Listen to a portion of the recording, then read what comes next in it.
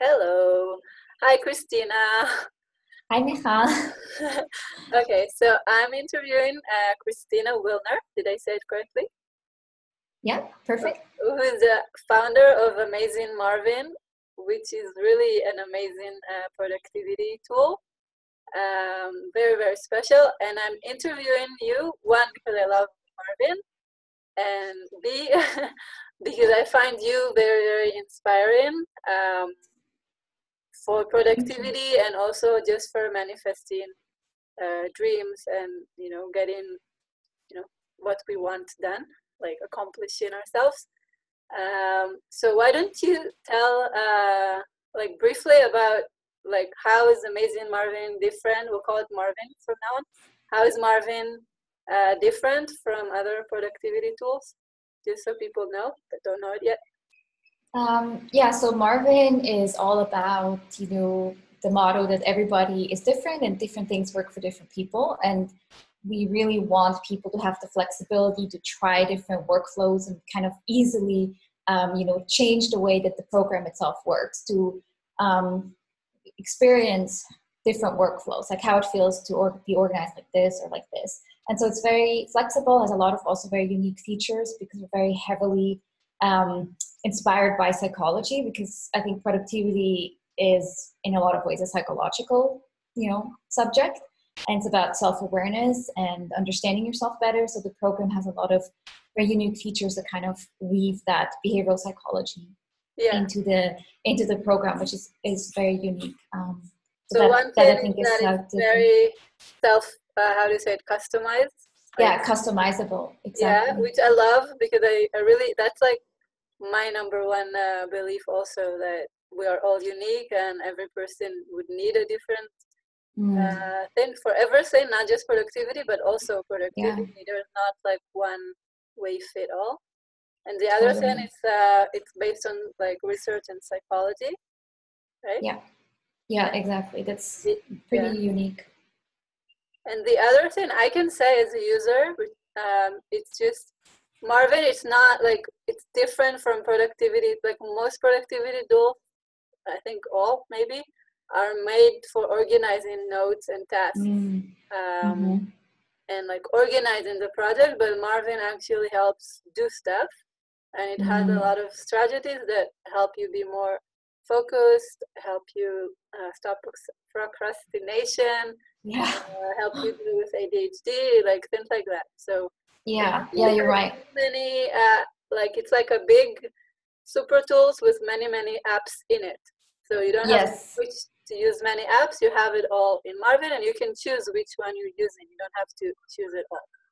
Yeah, that's a perfect description, because it goes more into this whole not just task management, but also time management, because they're closely linked. Like if you don't have a map for when you get things done and sort of a bigger idea of integrating the time aspect, then it's harder to get stuff done if you just have a list of everything you have to do, which is task management. So it combines this time management as well, and really about helping you get stuff done and not just store them, because that's like kind of the easy part.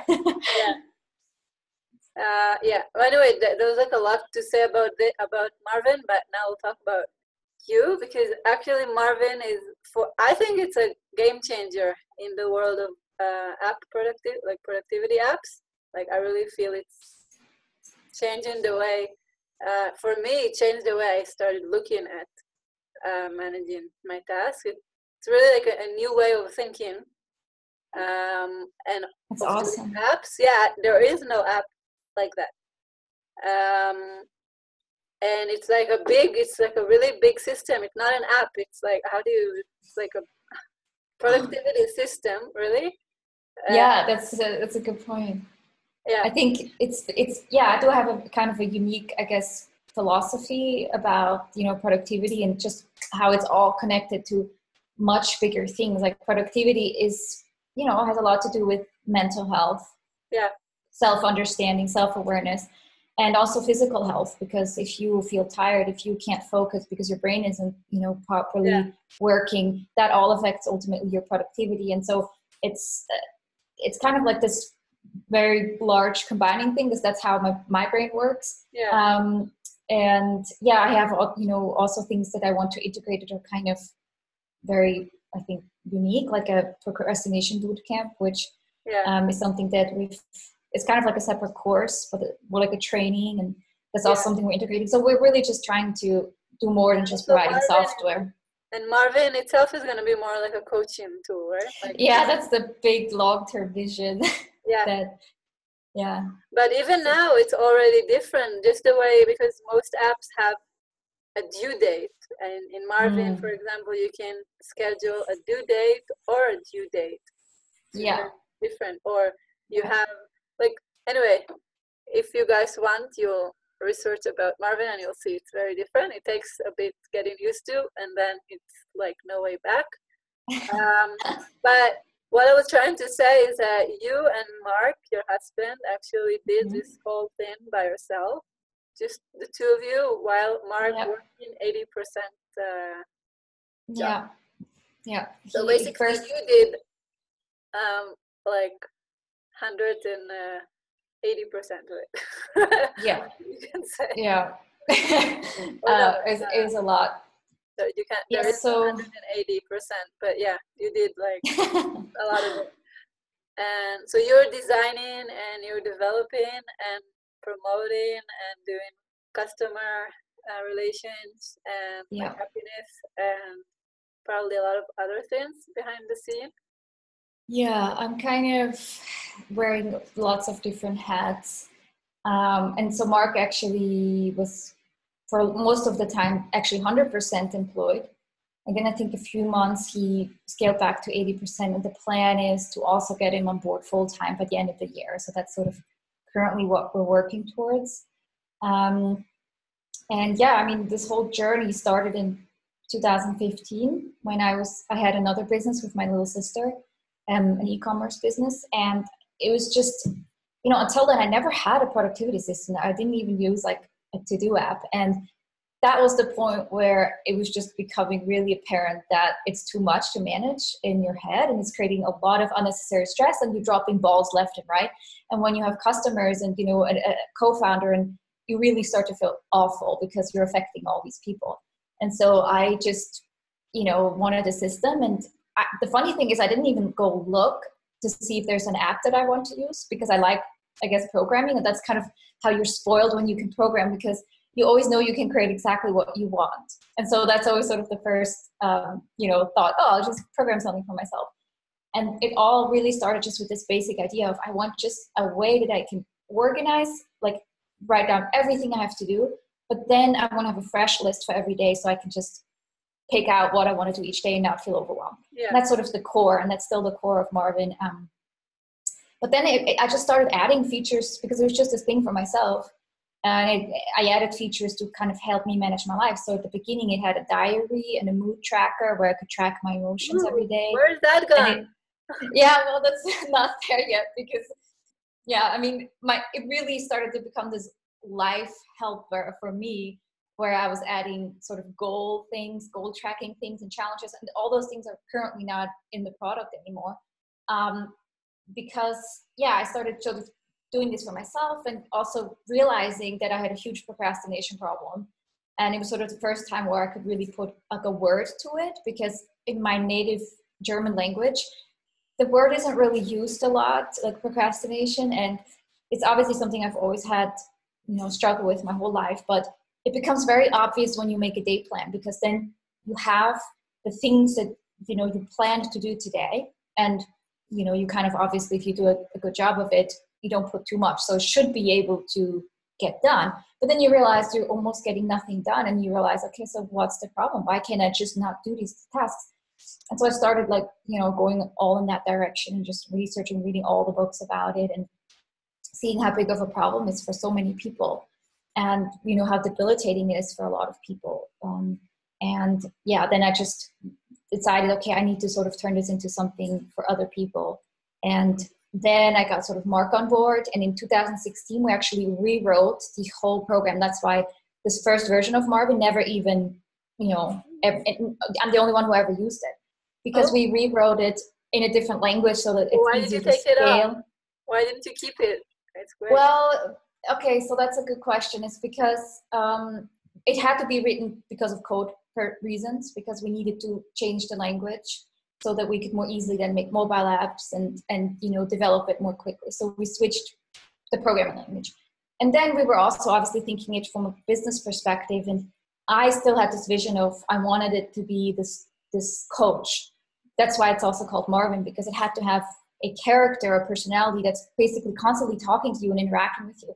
And so I would spend, hours and hours just writing these conversation trees of, he says this, and then you can either say this, or this. And then if you say this, he says these things. So it just become like this huge thing and so complicated, because at this point I was still trying to make it sort of this life helper that would help you with, Now with the bot technology, it should be easier, no? Yeah, but the conversations, the writing, the thinking about what to say, that's... The script, you have it. Yeah. But coding it should be easier, right? Like yeah, the coding, I think the limiting thing was always the conversations, because it's just, especially because the way I work, like I'm a huge perfectionist, and I just wanted to, like, I have a huge problem with just releasing something that's good enough. And that's probably the biggest thing holding me back in general. But it's, on the other hand, also probably what makes, maybe Marvin kind of unique, because I just have this vision. I want to stop here.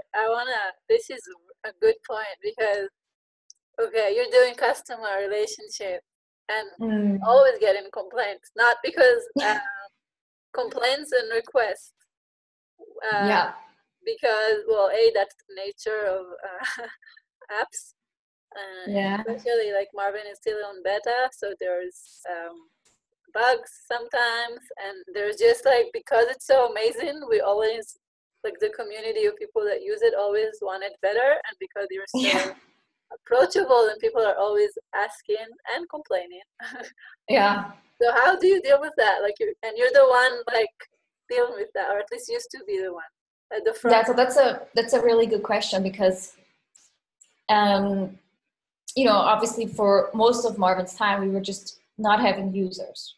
And then when we started to release it, at first it wasn't very much feedback, but then it definitely started to get a point where it became difficult to manage just from a systems point. Like I feel very concerned about losing information. I don't want anything to fall through the cracks. I sort of have this, like, OCD runs in my family, and it's definitely something I'm always like fighting with. And I get very stressed out about the idea that I might lose some information, or the information that goes together isn't together when I need it. And that part was extremely stressful.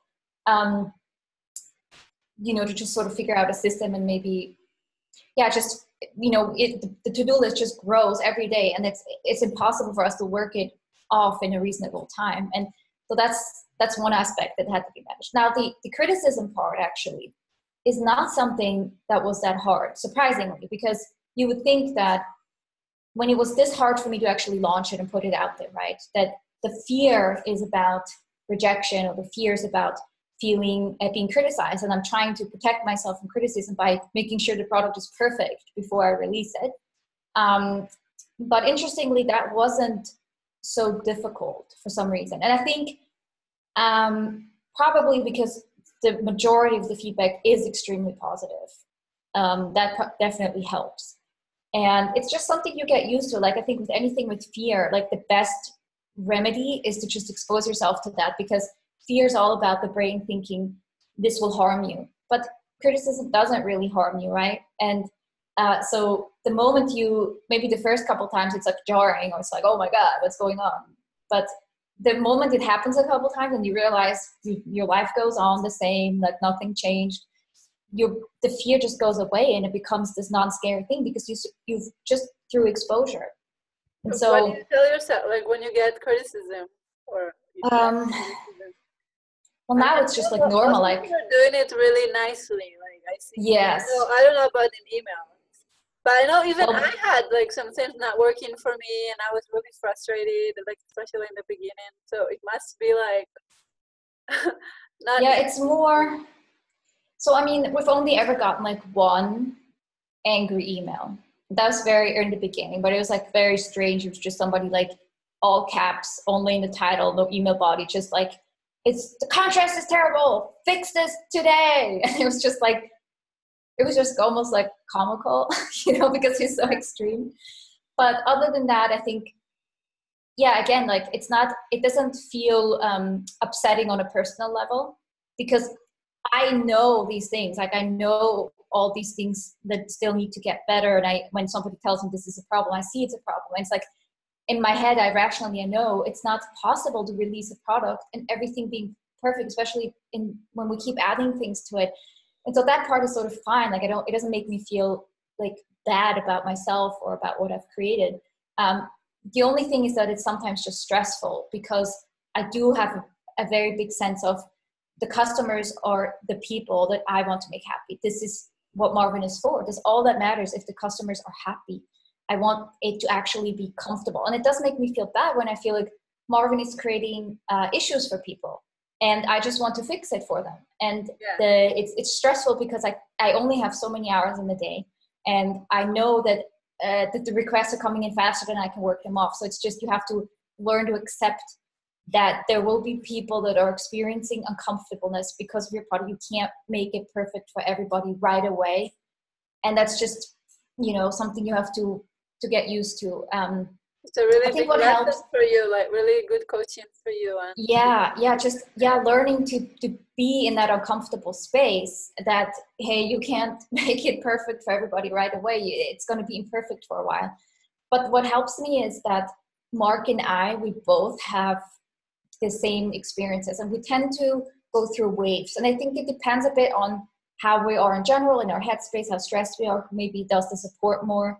And then it's easy for me that when Mark experiences these same feelings that I know so well, like feeling overwhelmed from the requests, that I immediately switch into like helper mode, and I want to make him feel better. So then I start to have all these thoughts and telling him, hey, it's okay, don't worry. Like, it's not as bad for the people as you think. Like, they can still use Marvin. And like, I come up with all these reasons to help him. And so when then I'm in this mode, he can tell me the same things, and it helps you as well to feel better about the situation. That's relatively new, right? Like 1-2 months that he's doing this. Before it was all you doing the customers. Yeah, he sometimes, it's like, so I was always doing the customers, but what happens is that when a customer request comes in, I copy it to this list that we have of things we have to fix. And he's always looking at that, because what he's doing only is programming. So he looks at the list and just sees the list growing. And so that's where he also gets affected by it and gets stressed out. And he's also active in the community. And so, it's just the list, the growing of the list, and you feeling like you're never done. There's always more things to improve. What? Go ahead. No, I was wondering, how did you decide it was good enough?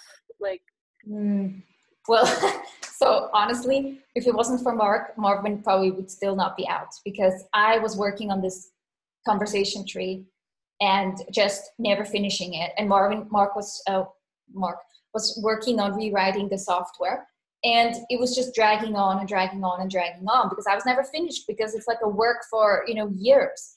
And so he was just getting really frustrated and saying, I feel like we're never going to launch. You're never going to be finished. I put so much work into this. We've got to get this out there and do something.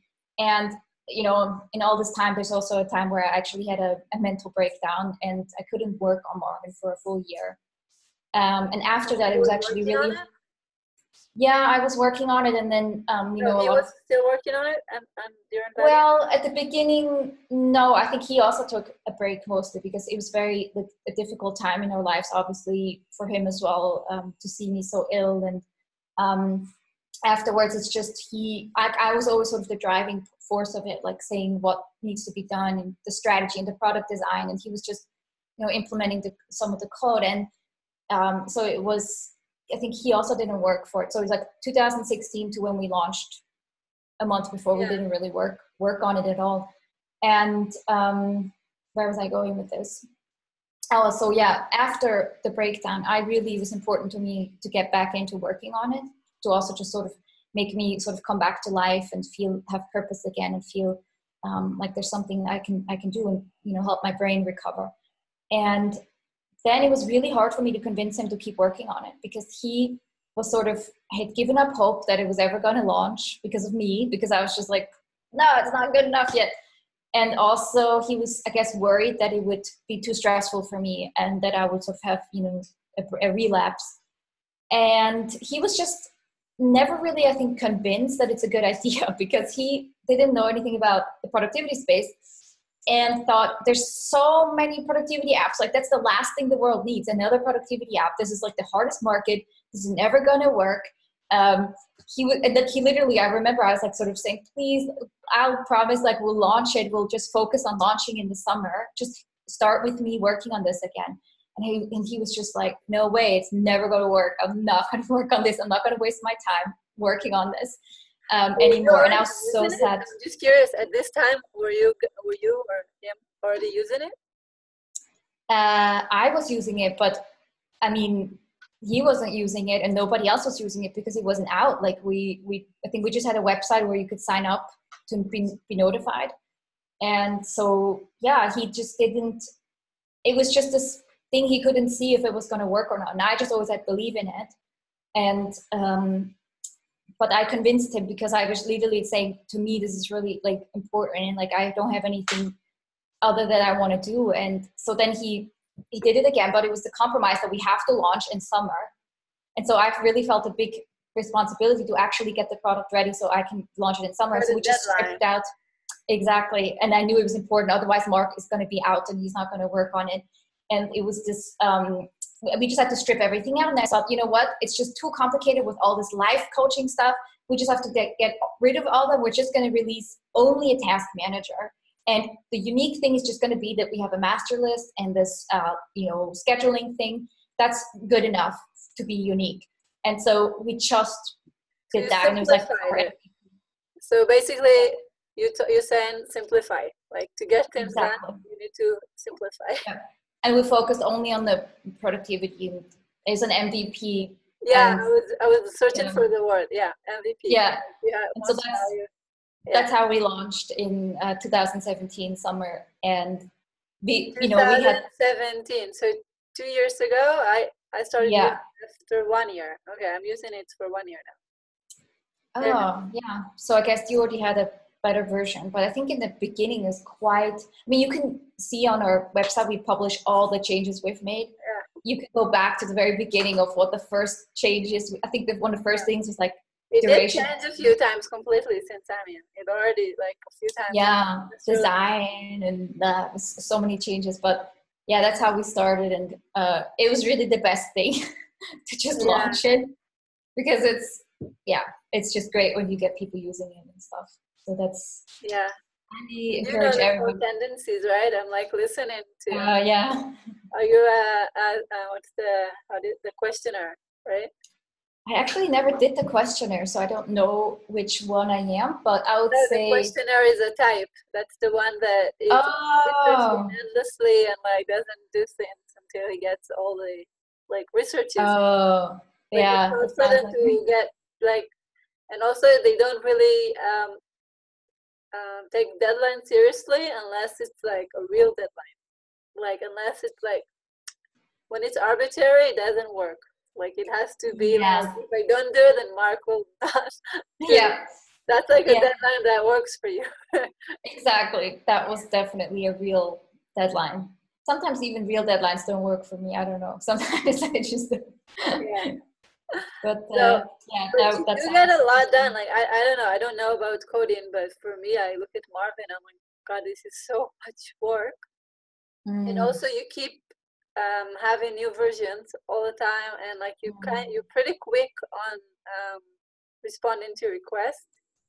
Like I sometimes I get from other apps a message that my request was met like from 2 years ago. I'm like, oh, okay, what did you request? I forgot what I wanted, or 1 year ago. So that's scary. Yeah, so you're really quick. So and you're doing really a lot of things. So I'm curious. Like we have I think everybody's curious about your personal workflow and like time management. So to be honest, like I don't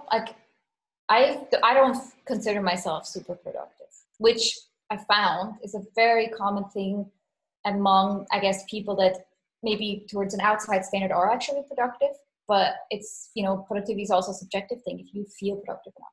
So I always feel like I'm very unproductive and I'm unhappy with my productivity. But obviously, I must get something done because stuff gets done. But about my workflow, I don't have a fixed workflow, and that's for two reasons. First, I obviously am the main designer for Marvin, so it's important that I try different things just to always also see if something's working, sparking new ideas.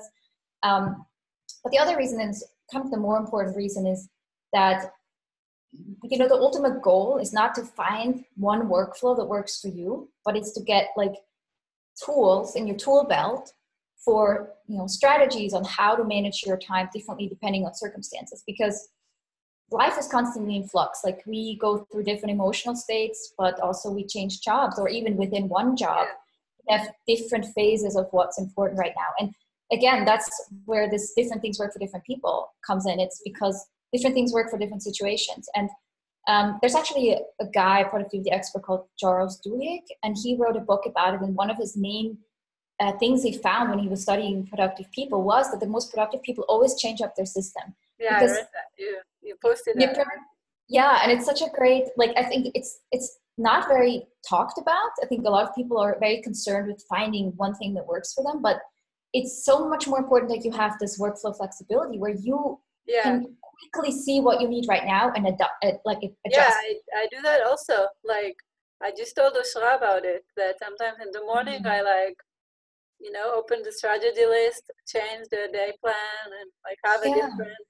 I always adjust, and even in 1 week I can sometimes change a few times, or during the day I can.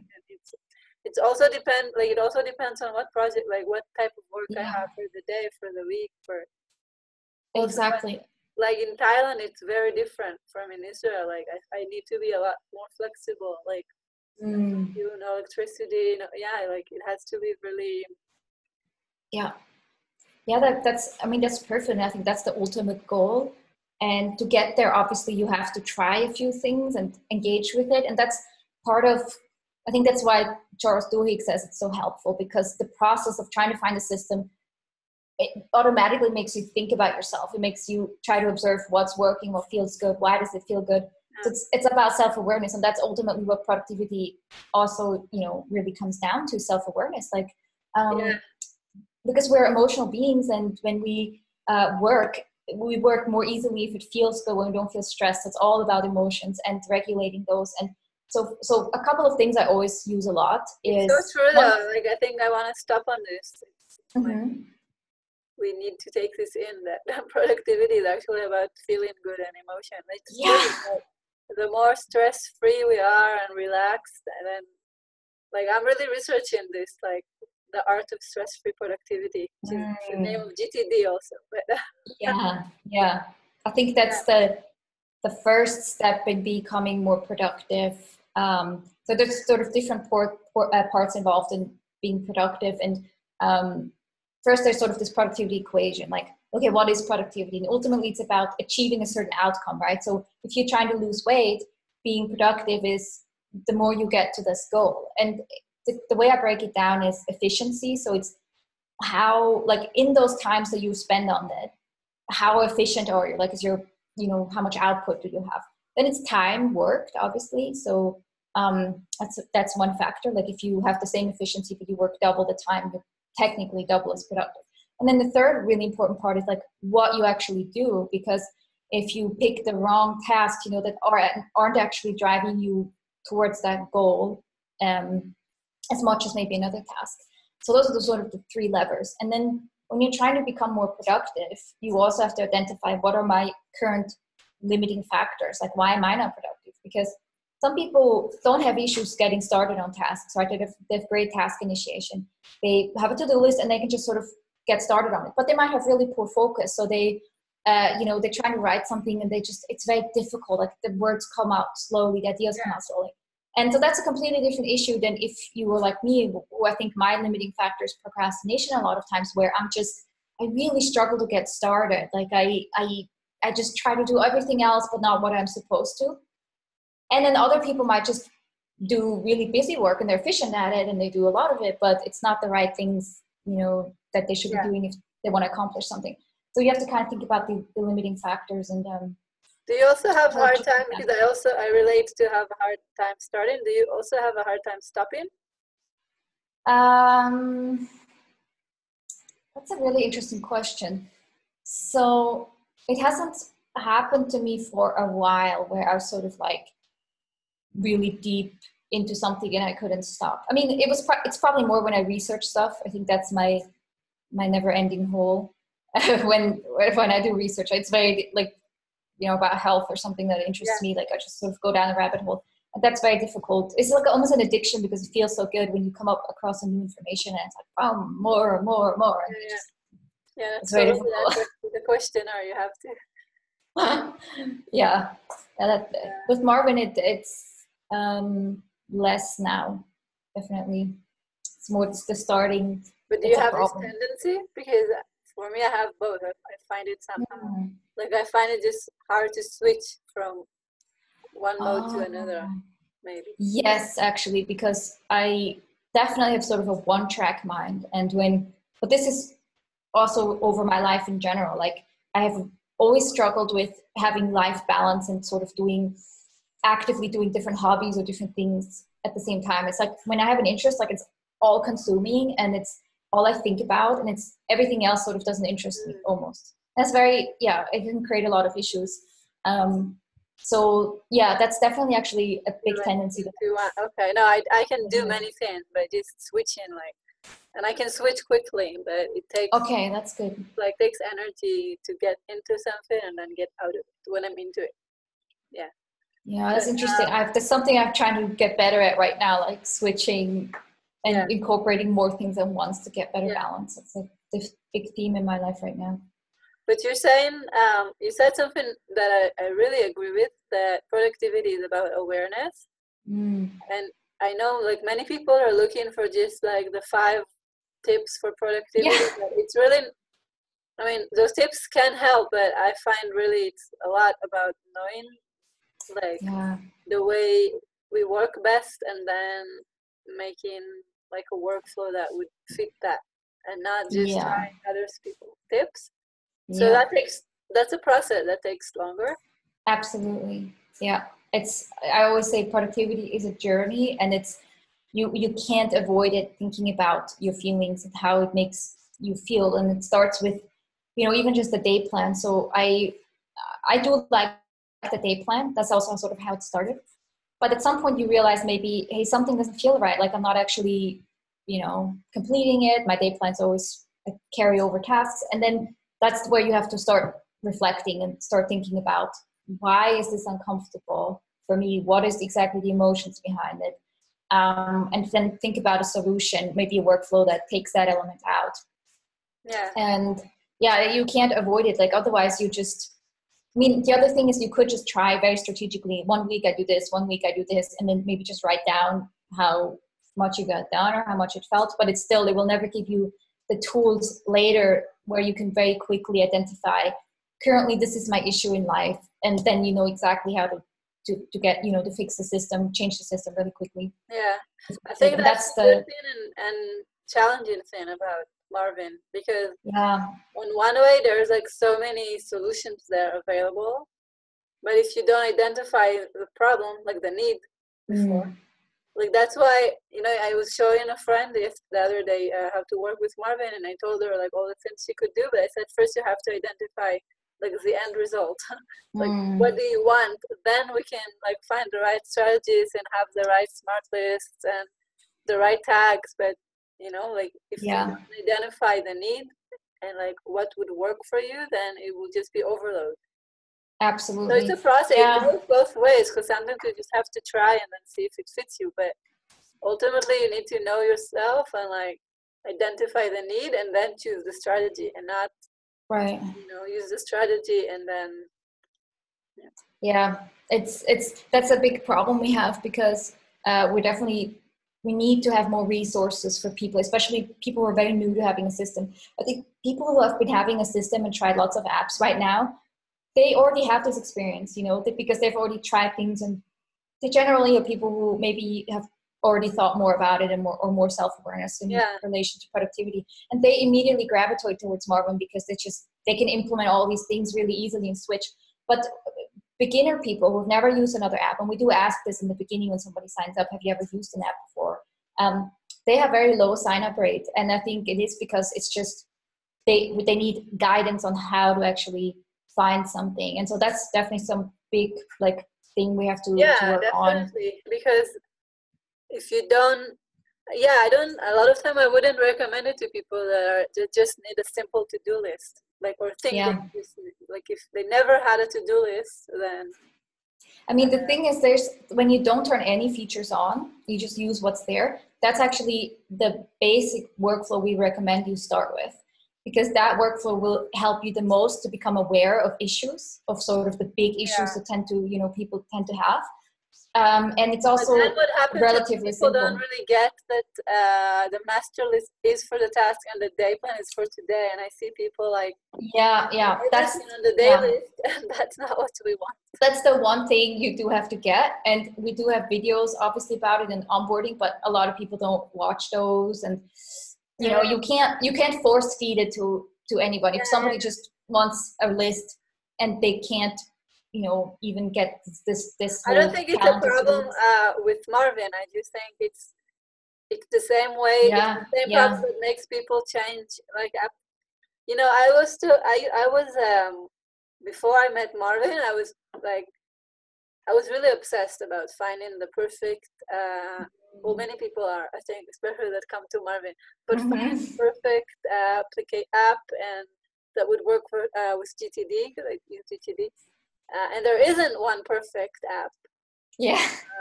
Marvin is not perfect either. Like, nothing is perfect. And one day I was like, okay, there is nothing perfect. It's just what would meet my needs most. And then I actually sat down and I wrote my needs. And then really quickly I found Todoist Premium, not the regular. And I started using that. And then I was also using a day plan, like in a notebook. With to do, and then I was like, okay, this is like not working. I need something else. And then I like wrote down what I want, and I googled it, and I found Marvin. So like, that's my cool. advice is just like to list what you want the app would do for you, because otherwise there's too many in the market. Like, even if it's not Marvin, it's just there are so many apps. Like, people ask, oh, what's the best Todoist app? There isn't. Like. And then they get, I see this on Facebook, people ask and then they get like 50 answers. And then how do you choose? Like, it's so individual and so like. I think when you have a specific feature that you want, like, duration estimates is something that I think a lot of people want. They know that they want this. And then they find us, because not that many apps have that. So that's good. But if you don't even know what you want, you just know you're overwhelmed and you need help and you need a system, then it's tricky. But that's, to me, an interesting challenge. Like, I do want to help those people, and maybe they have to, I don't know, just take a course first on productivity, because I think the first thing when you don't have any system is just the stress relief you get from being able to write it down somewhere. I mean, obviously a paper could do that, but that's really just the first step, and that can already be very transformative for people who have just always feel like they need to keep it in their head. And that's the first step. And the day plan, I think, is it's just a great first thing. It's relatively simple. Like, okay, this is stuff I have to do. I'm just going to pick what I want to do today. It's like, boom, done. I'm trying not to create content in Hebrew and how to start using it, and just think that most people don't know, but maybe one day I'll do it in English. More people. The problem with Marvin is this where you see all the features. It's so tempting. Like, people are just like, they feel like they're in a candy store, and often maybe they think the more the better. Oh, I need all the help I can get, and they just turn everything on, and then it's just a cluster mess of like, oh my God, I don't know how to what's going on. And because you do have to read about the feature first, and like, what's the purpose behind it? How does it work? And And if you just turn everything on, it all boils down to what we started talking about before, to self-awareness. Like, you need to know who you are and what fits you and what your personal struggle is, and also experiment and then see if it's helpful or just nagging.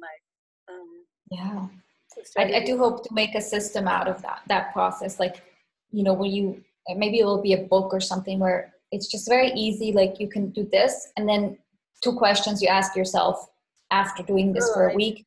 And then if it's this, then you do this. And if it's this, you do this. And then it's like another tree, you know. I apparently I'm a big fan of trees. And then it's just sort of guides you towards understanding yourself. And so that's kind of like something I think that would be good. That'd be So cool. how do you okay, you think you're not productive, but you are.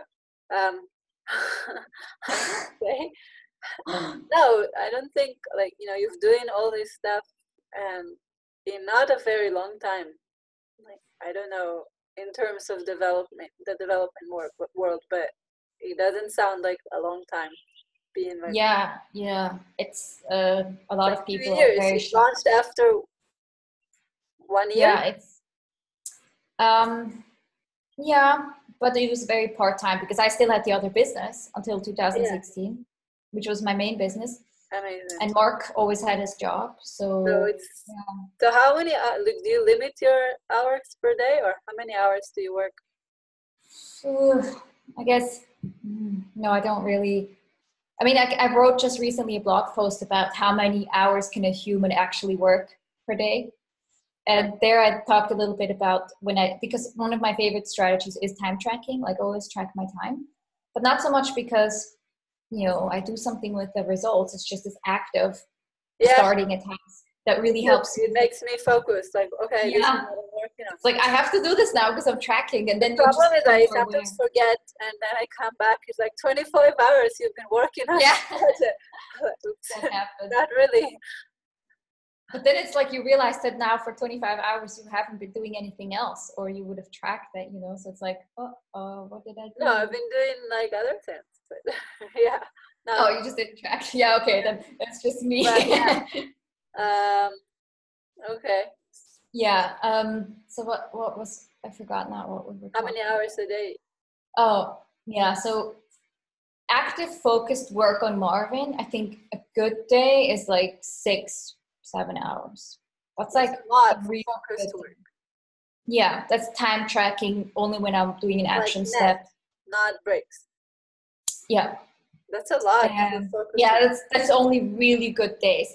And I think, yeah, I'm just doing so much other stuff. And I think part of it is because I work from home, and that's a huge distraction, because when there's stuff to do in the house, then it's distracting to me. It's just like another thing I have to do, and I feel like, oh gosh, I'm just always behind. And that's what makes me feel unproductive, because I have a very terrible way of measuring my productivity, because it's just, as long as there's still stuff that I have to do, I'm not productive enough. That's subconsciously how I interpret it. It's horrible.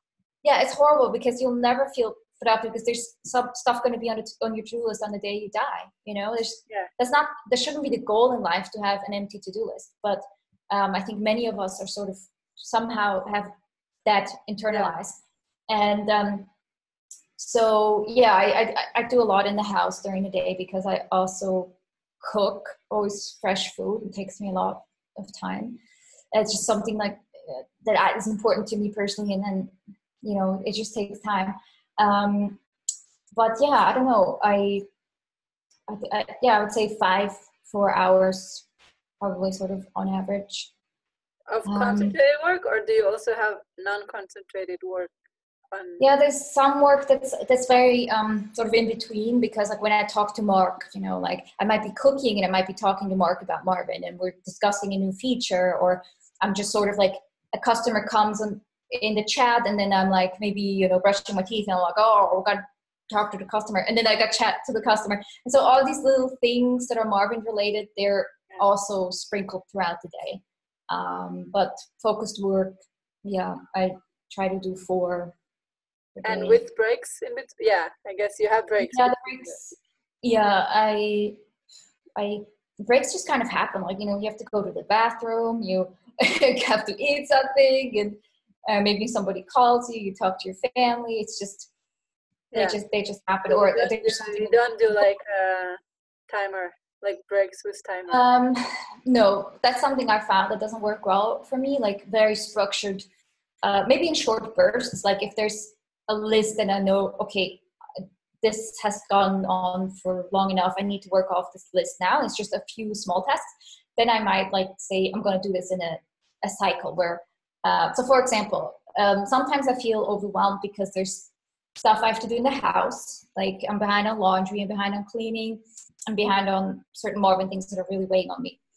Then I often feel this dilemma because I'm like, what do I do first? What do I do first? And I get paralyzed. And then what can help is saying, okay, I'm just going to switch off. I'm going to do 30 minutes and then 30 minutes, 30 minutes and 30 minutes and switch off.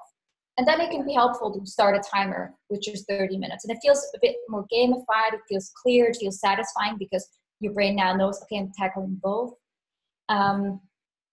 So sometimes I do these little game stuff when I have an issue, but it's not normally part of my regular workflow. But actually Marvin has a lot of gamification strategies. Yeah.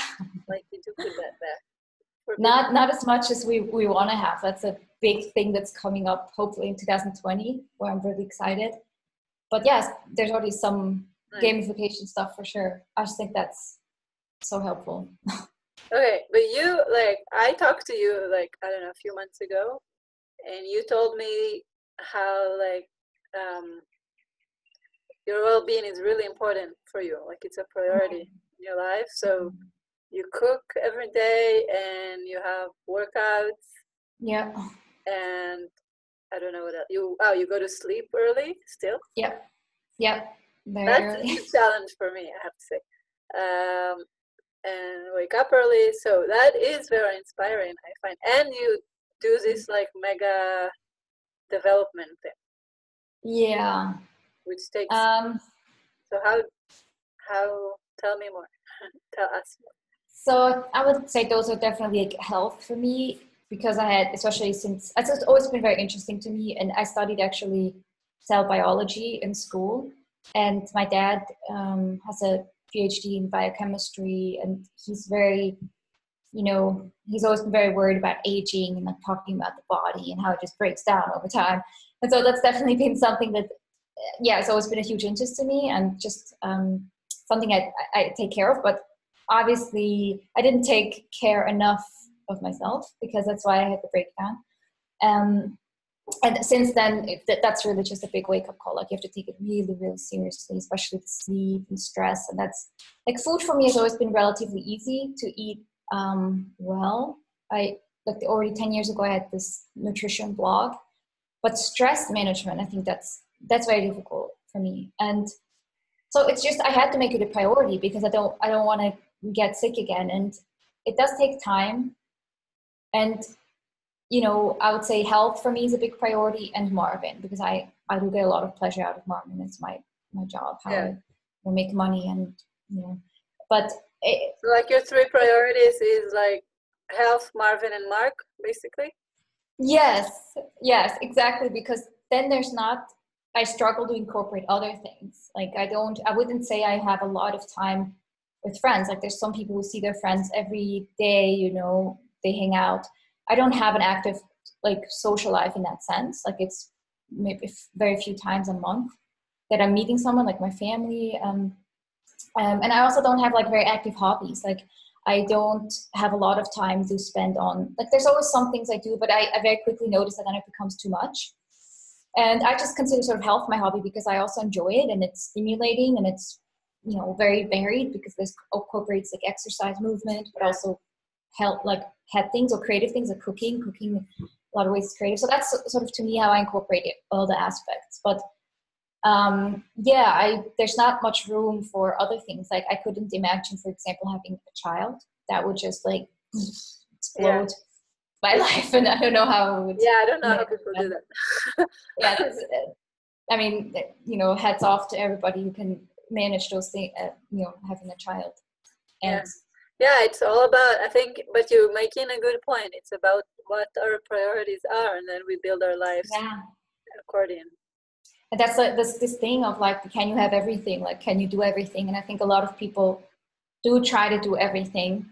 And it's especially bad if you try to do everything every day. Like, even like there's this, whole community about habits that's really been taking off in the past few years, where people have these habits that they feel like are important, like meditation and journaling and learning a language. And they try to stuff everything into one day, but that becomes too much context switching. It's too difficult. I prefer to just think of it maybe a 1 week at a time. Like, how can I fit different aspects of my life into a week? Because in a week, you could just have one day where you have a wellness day, where you recharge or do something, exercise, meal prep, and you can still fit a lot of things into 1 week. But one day is very difficult. So you're talking about like theme days, right? Yeah, or just, like time blocking, where you just see, these are the areas of my life that are important to me, and this is how I want to allocate it. Like, the majority of my time I work on Marvin, for example, or my work, and then you just block out time in your calendar, but you don't try to do it every block and every day. You just try to fit everything into 1 week. So, and there's, some people prefer to have entire days that they just focus on one, or maybe half days. It's very individual. What about habits? What about like daily habits? What's your advice? Because I agree with you. Like, if we're trying to get so many habits at the same time, we're not gonna get any of them. But just an overload. I follow into that. But what's your advice? Like, I mean, with daily habits, there's obviously some things, just especially for health, that you have to do daily, like brushing your teeth, flossing, taking care of your skin. You can't really, not do that every day. And for that, I really like a morning routine, sort of just bundling everything together, just trying to get all those things done in a sequence in the morning, and then maybe also an evening routine. Because then you just can take off your mind. It's just like, it becomes like one thing, versus 20 little things. And for me, what helps is like the question, which one habit that you would do would act like a domino, like have a domino effect on the others. Like, for me, many times it's waking up early. And when I wake up early, already I start doing other things. Like, it makes me more happy, more motivated, and not going to Facebook. I will be more fun, like, whatever. Yeah, I think because you also feel like you have more time, and you can still do the habits and get work done before noon. And that's another thing a lot of people find very helpful when they try to just get into a really good space by noon, because then there's usually the afternoon crash that has to do with natural circadian rhythms, and you might not know what happens at the end of the day if you feel really low energy or something. So if you can get I feel like you've had a good day by noon, that's a good goal. And obviously when you wake up early, you just have more time to get there. So usually the first thing I do is drink a lot of water when I wake up, because you're so dehydrated when you wake up. Thanks for that that wakes you up. It's a lot for you. Water is an important part. And exercise I also like to do in the morning, also for health reasons. Yeah, because it's sort of like it releases stress. It's stressful to the body, and then you release cortisol, and that can help to kind of put you in the natural cortisol curve, where cortisol is what wakes you up in the morning, and so it's high in the morning, and then it just drops throughout the day. And a lot of people have very messed up rhythms of cortisol, and that is part of burnout and just chronic stress. And when you exercise in the morning, you're just sort of establishing that pattern again, where you have your peak in the morning. But long term, it's like you always exercise in the evening. You can also kind of create more dysfunction there. What exercise do you do? I'm curious. Like, I love YouTube videos. Like, there's like Pop Sugar is a channel that I like, because the lady who does it just has really good energy, and it's fun. And then I just always switch it up, like, because I don't have to go to the gym, like it would take too much time, and it just has to be efficient. And I can just, if I'm in the mood for a 10-minute thing, I just do a 10-minute thing. If I'm in the mood for an hour, I do an hour. Like, it's very easy to switch, you don't have to commit. That's nice. So you give yourself flexibility. Like, you have the routine, but it's like, it doesn't have to be very strict. Like, like, even sometimes I just do stretching, or I also have a trampoline that I really like, and there I just maybe I just do the trampoline, or do the trampoline as a warm up. It kind of just depends on how I feel. And if I feel like I'm just really stressed because there's so much to do, I'm like, okay, I'm just going to do short, and I'm just going to work, because that's clearly weighing on me, and that's not good. You do something. Okay. Yeah. I mean, sometimes I also don't do anything, but it doesn't have to be perfect. But that's kind of like my routine. And then supplements, shower, Yeah. sometimes food, sometimes not food. Yeah, pretty short and quick. And then you start your workday.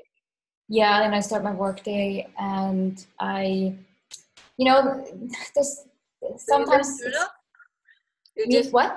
You don't journal or meditate? I journal on and off, and I found it feels too much if I also feel like I have to journal every day. So I journal when I feel like there's something I want to get off my chest, or when something has happened in my life.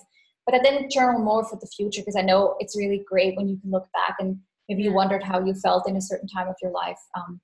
Yeah, your classic questionnaire. I think you should read it about the tendencies. Yeah. Okay, that's interesting.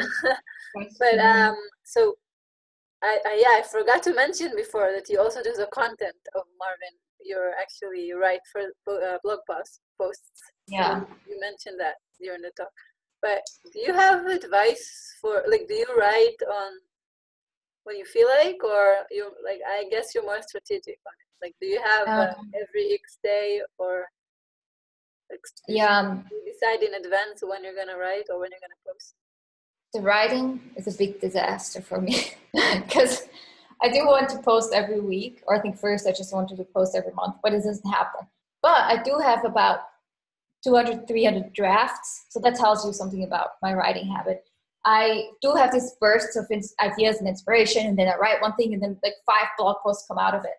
But it's really, again, that's the perfectionism thing. It's very hard to finish it, because I just feel like, it has to be perfect, and everything has to make so much sense and the right order. It just drives you nuts. And then that's the big struggle there. But I have started more of a writing habit, where I say 1 hour in the morning I write, because it's important.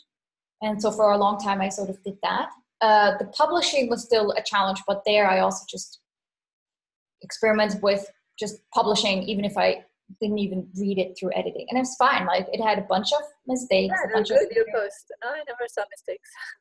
Yeah, see, it doesn't matter, because then the feedback is always like, it helped me, thank you, and that's like good enough. That's like the reason why I write these things, and so like nobody cares about all these things. So again, like with things like perfectionism and fear, the best strategy to just challenge yourself, jump over it, even if you feel scared, even if you feel's not ready, and it will get so much easier. So because last week I was sort of gone. I wasn't working on Marvin, so that kind of threw me off again. But now I have to get back into writing every day, because it's an important part.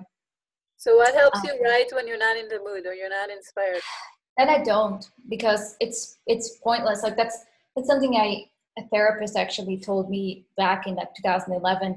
It's like, if you sit down and you try to work and it just does not work, you just can't think, you can't, get any ideas, get up, and leave. Like, there's no point in forcing yourself when you feel that way. And then it's a great thing to think about. Okay, why is this going on? And sometimes there's a very easy explanation. Like, sometimes, when you're a woman, it's maybe the cycle day you're on, or you didn't drink enough water, or you had actually poor sleep and your brain is just not working, or you didn't eat enough, or whatever. You just need a break, and there's no, it's just an uphill battle. It's not going to get easier, and just get up, do something else. Same with writing. Now, of course, if you can never write and you really need to. But when you write every day, like, mostly you do it, like, you don't have yeah, but I don't. There you can also do a lot of experimentation. You can think about if you want to decide ahead of time what you're going to write about, or have inspiration. And often, maybe something that helps is if you engage, like you read another blog topic about something, and then maybe that inspires you. Because I think writing is definitely easiest just when you actually have something to say, when you have something you want to communicate, a concept that you've created yourself. But maybe other people have different strategies. Maybe other people are very strategic and they just. I'm curious about yours. There's so many ways. But I think what's important for me is that there's just, when I have an idea, and I get inspired all the time when I explain things to people. It's like, okay, that will make a great blog post. Somebody has a question, that will make a great blog post. On Reddit, I think it's a great inspiration, because almost every question that the people have, you could turn into a question answer blog post. And so I just have this huge file on Airtable where I write Oh, down. you started also Airtable? Yes, I think you're the one who told me about Airtable first. Yeah, I So love that's it. where I collect all my blog post ideas now. And Did you have a form? Did you make a form for collecting? oh no, I haven't. I made a form and then I put it like a shortcut on my cell phone, and then that's like for quick capture. Yeah, that's awesome. I have to do that. Thanks for the Yeah. idea. Yeah, it's just a huge paper right now. I'm like, and then I just sort of jot down the points, and then it becomes easier to write about it later because you already sort of have the thoughts, and it just becomes more about writing and not so much about the idea. Yeah, so that definitely helps. It's the same with the product design. Like ideas, you can't control when ideas come. Right. And often they come in the shower or when you wake up, and you just need a way to write them down and all the thoughts, because you're really going to regret if you don't have it later. And then when it's time to implement it, I often just look through the list and see what kind of inspires me at that moment and what I feel like catches my attention. And then it's much easier to write about that. Well, It's the same with features. So you don't decide what you're gonna write about. You just see what, like, from the like the options. What? Okay, that's a good one. Yeah, that's personally what works well for me. No, that's a good one. Those kind of things. Well, I think we should like finish soon. So do you have like, I think you gave a lot of tips for productivity, but do you have like a final one that you haven't yet? Or yeah, so let's see. I would say, I think the biggest tip is to always reflect, at the end of the day, at the beginning of the day. How do you feel? How do you feel about what you've gotten done? Another tip, because that's really, I think, the most important. Now, in terms of shorter tips that are general, that's difficult because everybody's different. But just see it as a journey. Don't see it as something that you have to figure out before you can get started, because you can only learn when you're doing it. So, even if your system, any system is better than no system, and you can start very simple, just having a to-do list. And with the reflecting, try to come up with, things to try, solutions, and talk to other people about it. Like if there's so many people who love this space, and I've thought a lot about it, and I love to talk about it, but just talk to other people about it. Sorry, I just got a phone call. That's loud. I think those were, and then the third, I think, really important tip is to always be kind with yourself, because procrastination is definitely like a big problem it's like the limiting factor for a lot of people.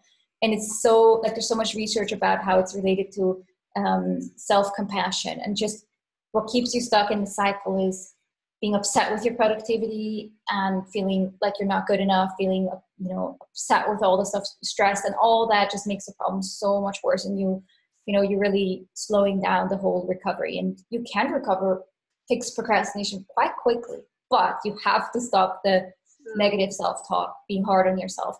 Just give yourself some space. That's I think the most important thing about fixing procrastination.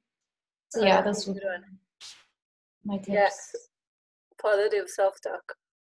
And well, I was also going to ask tip for people that like have a dream and want to make it happen, but I think the last few were also answering that. I mean, we haven't talked about that, man, but really you did like I think it's a big thing what you did.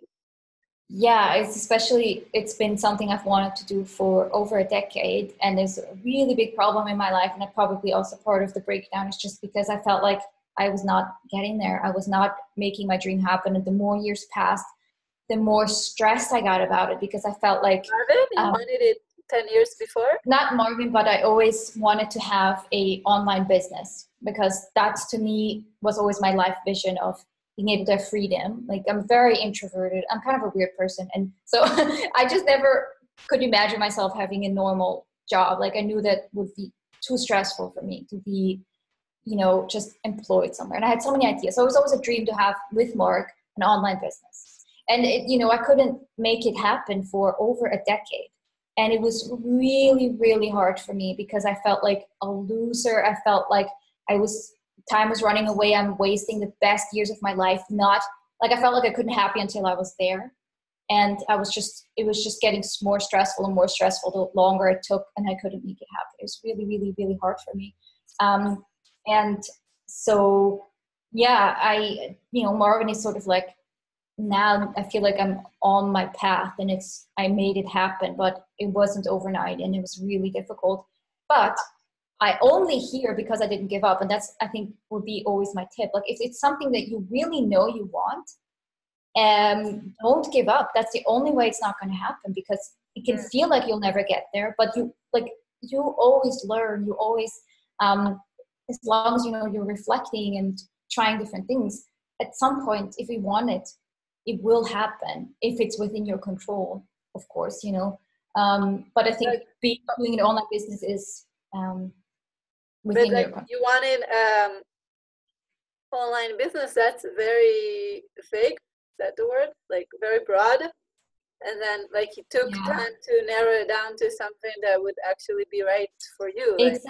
Exactly. Because I think selling on Amazon or eBay that was a big part of the journey, because I think I also realized, as I had different businesses, that it's not just, it's not about the money or the freedom that you work for yourself. It has to be something that I feel good about. And I knew I always wanted to do something where I'm helping people and having an impact on people's life. And that was really important. And just coming up with an idea like that won't happen. Like, if I didn't have my online shop with my little sister, I would have never made Marvin, and I would have never had this idea. We sold like silver jewelry that we made ourselves. We didn't make it, but we designed it. Okay. And that was something completely not in my comfort zone, but it's a complicated history of how that happened. But it was just sort of like. But that's a good point. I work with people that are trying to find their calling and etc. And I think it's exactly what you said before. It's like you can't know all the answers before you walk. You have to see the next step that interests you or calls you or attracts you, and go there, and then things unfold as you go. Like, you couldn't have had the idea of Marvin before you encountered productivity problems. So exactly, it's really and I'm sure I know you'll do other stuff. Like, I know Marvin is not the end for you.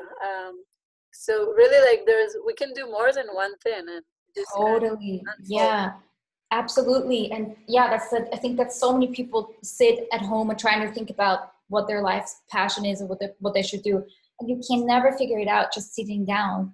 You have to experience it. And like, I've done weird stuff, tried weird things, and you just have to, as long as you always have this cycle of self-awareness, reflecting and changing course. And you don't have to know if the new course is right. You just have to change it if you already know this isn't working, and you will get there. And I think the more you reflect, the more you are not afraid to try new things, the quicker you'll get there. And with your dream, once you have the dream, too much. and launch as quickly as you can, because it's really a big waste of time otherwise, and the world is not going to end. So that's a really, really big important. Just don't give up. If you don't get discouraged, just keep going. And I think most people can make their dreams happen. I think it's don't give up, and just find a way. Try another way until you find a way. There will be a way.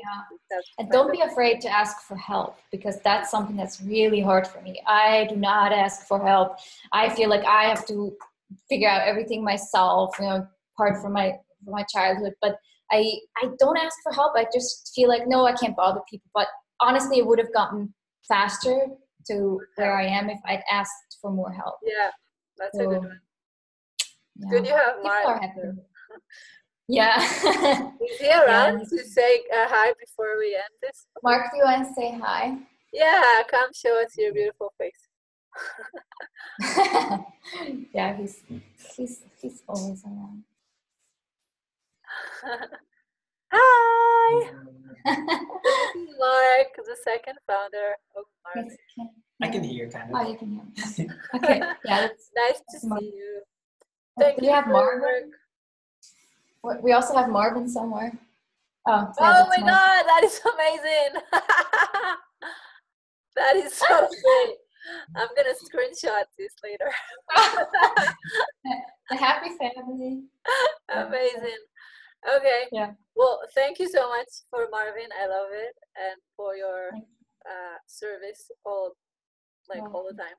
And so if anybody listening wants to check out Marvin, I have a coupon. I think it's TXMICHAL, but I will put it in the link somewhere. Yeah. And what else? Yeah. So thank you. I think that's it. Yeah. Thank you so much for interviewing me. That was so much fun. Yeah. Really appreciate it. Great. Thank you. And I'll see you around. Bye. Bye-bye. Bye.